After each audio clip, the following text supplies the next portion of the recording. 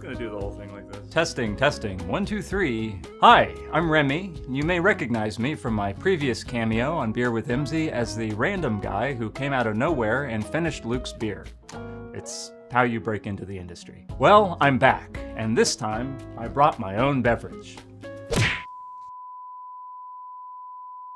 This is AHA, or as I prefer to pronounce it, AHA, because that's where the teleprompter ends.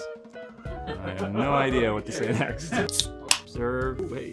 Now this, I've never actually had this flavor, so. So good. Across the public and private sectors, we've seen a major shift towards skills as a common language to talk about education and work. And 2020 seems to have really accelerated these trends. A steady stream of surveys and articles have documented the surge in demand for short-term, sub-degree credentials that offer work-relevant skills. For example, according to Strata, 62% of learners want shorter, more work-relevant credentials that teach these in-demand skills. And as for employers, they were already warming to the value of alternative credentials even before the pandemic. Now some major employers like Google and IBM have also begun offering their own skill-specific training and pledging to accept these credentials in lieu of a traditional degree. The growing consensus in the private sector seems to be skills required, degrees optional. Wet my whistle. Keep going. At the same time, many learners still express skepticism about the ROI of higher education. According to one survey, fewer than 1 in 5 current college students strongly agree that their education will be worth the cost. We're seeing this show up in enrollment numbers as well. As of October of last year, 2020, overall post-secondary enrollment was down 3% from a year ago.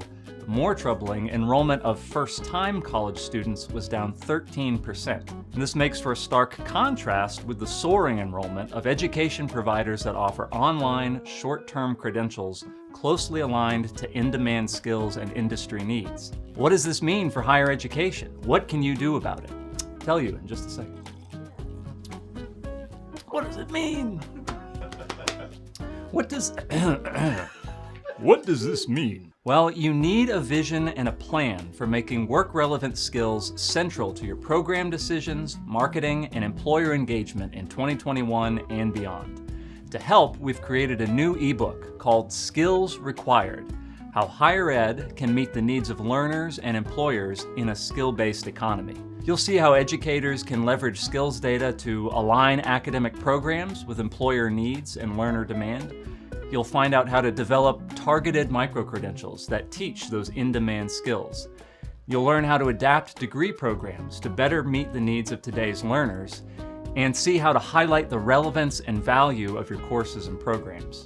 The challenges facing higher education are real, but so are the opportunities. Adopting this language of skills gives colleges and universities a more powerful, precise way to connect people, education, and work.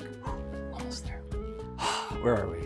Oh, URL time. Okay, is this okay if it comes out of my ear? Is that too gross? So head over to this URL.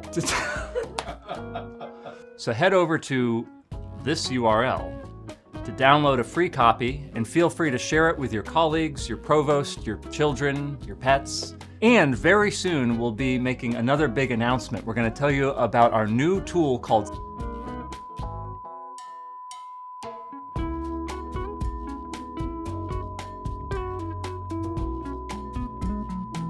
Well, thanks for tuning in. This has been Remy from MZ.